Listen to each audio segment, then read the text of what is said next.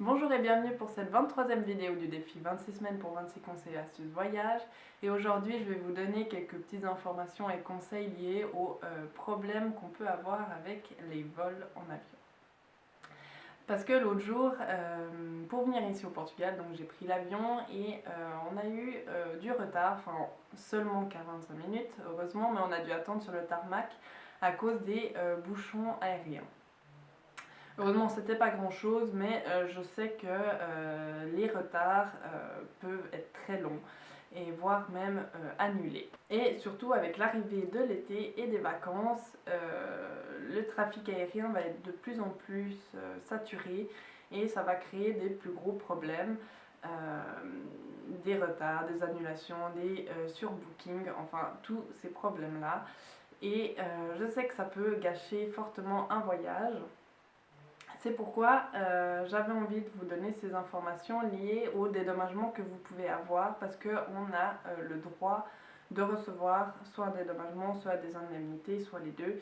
Et c'est pas toujours très clair à ce niveau-là. Et voilà, donc je vais vous donner quelques petites informations à ce niveau-là.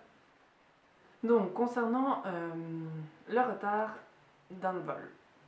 Il faut que le retard d'arrivée donc à destination soit de minimum 3 heures pour pouvoir prétendre à demander un dédommagement ou une indemnité.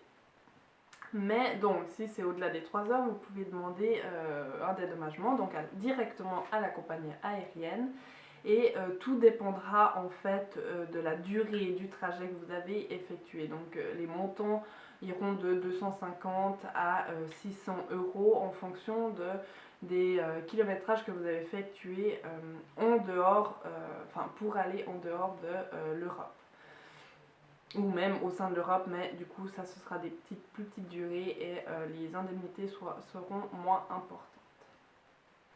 Et puis les délais de demande aussi pour se faire dédommager variera en fonction aussi du pays duquel vous êtes parti.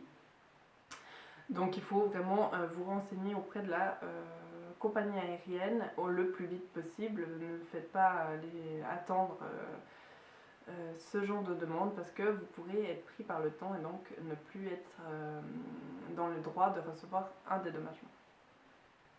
Vous pouvez aussi faire vos demandes via des plateformes en ligne en fait, donc, mais elles vont prendre une commission, donc du coup vous n'allez pas recevoir l'entier de l'argent, mais vous pouvez aussi déléguer ce travail à des agences qui vous le font pour vous et du coup le travail est plus facile, mais vous n'avez pas toute l'indemnité vu que vous devez leur donner un pourcentage. Concernant le deuxième problème, l'annulation des vols, vous pouvez demander une prise en charge et un dédommagement si le vol a été annulé à moins de 2 semaines du départ. Et donc concernant la prise en charge, en fait, vous avez le choix, soit vous attendez que la compagnie aérienne vous trouve un autre vol égal, sans frais supplémentaires, enfin elle ne vous fait pas payer d'autres frais, elle vous trouve un autre vol en fait, en gros. Soit vous demandez un remboursement total et vous abandonnez votre avion ou vous recherchez vous-même de votre côté. Concernant l'indemnité, en fait, elle est égale au retard, en fait, comme j'ai dit avant, et en fait peut même être divisée par 2 si la compagnie vous trouve un vol à très proche niveau heure en fait.